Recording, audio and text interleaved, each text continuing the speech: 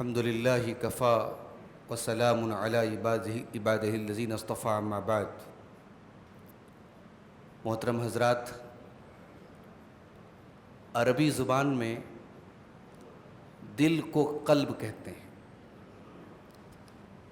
اور قلب جو ہے اس کا اصل معنی ہوتا ہے کسی چیز کا پلٹنا۔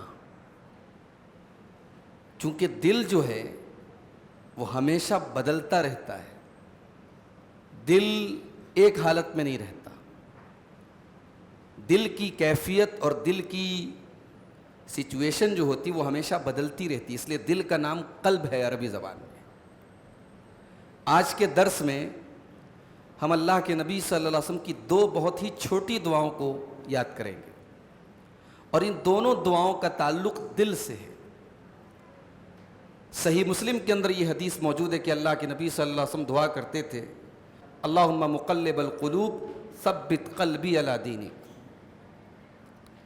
اللہم مصرف القلوب صرف قلبی علی طاعتک، اے دلوں کے پھیرنے والے میرے دل کو اپنی اطاعت کے کاموں کی طرف پھیر دے۔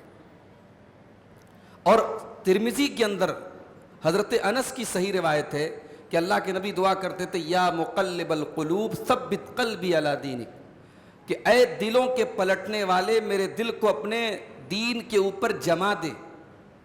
تو حضرت انس نے کہا کہ اے اللہ کے رسول، ہم آپ کے اوپر ایمان لائے، آپ کی شریعت پر ایمان لائے، کہ آپ ہمارے بارے میں ڈرتے ہیں کہ ہمارا دل پلٹ بھی سکتا ہے؟ تو کیا جواب دیا تھا اللہ کے رسول صلی اللہ علیہ وسلم؟ آپ نے فرمایا، ان القلوب بین اصبعین من اصابع الرحمن، کہ تمام انسانوں کے دل رحمان کی دو انگلیوں کے درمیان ہیں، یقلبها کیف یشاء، اور اللہ تبارک و تعالی انسانوں کے دلوں کو جیسے چاہتا ہے پلٹتا ہے۔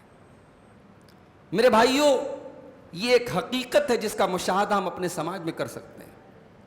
ایک انسان رمضان کے مہینے میں تراویح کی نماز شروع کرتا ہے، اس وقت اس کی نیت کچھ اور ہوتی ہے، اور پھر رمضان ختم ہوتے ہوتے اس کی نیت بدل جاتی ہے۔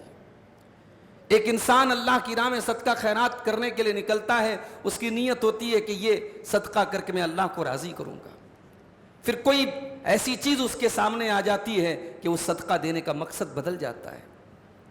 انسان کی نیت ہر لمحہ، ہر منٹ، ہر پل بدل جاتی ہے میرے بھائیوں۔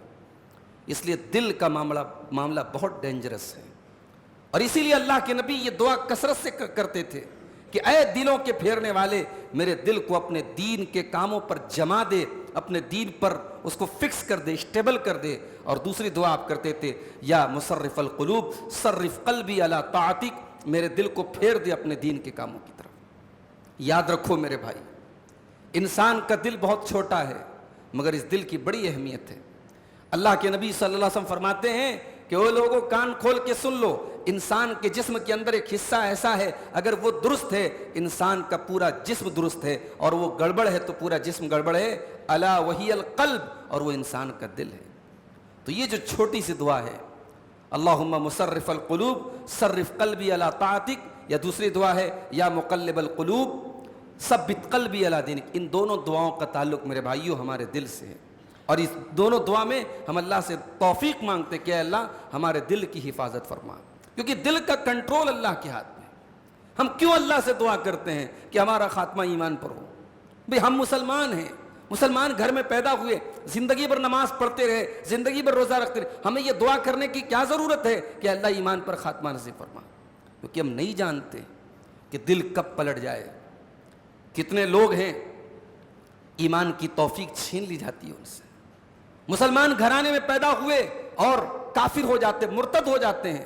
اس لیے کوئی اس بات کی گارنٹی نہیں لے سکتا کہ میرا خاتمہ ایمان پر ہی ہوگا، یہ توفیق اللہ دیتا ہے، اور اس کا تعلق دل سے ہے۔ اس لیے دعا کیا کرو میرے بھائی کہ اللہ ہمارے دل کو اپنے دین پر ثابت قدم کر دے، اپنے دین پر جما دے۔ یہ بڑی پیاری دعا ہے، بہت چھوٹی سی دعا ہے۔ ان دونوں دعاؤں میں سے کوئی بھی الفاظ آپ یاد کر لیں، اللہم مصرف القلوب صرف قلبی علی طاعتک، یا دوسری دعا ہے یا مقلب القلوب ثبت قلبی علی دینک۔ دونوں دعا کا لگ بھگ ایک ہی مطلب ہے کہ اے اللہ میرے دل کو اپنے دین پر اور اپنی اطاعت کے کاموں پر جما دے۔ تو اس دعا کو ہم کثرت سے مانگیں اور اللہ سے دعا کریں کہ اللہ ہمارے دل کی حفاظت فرمائے۔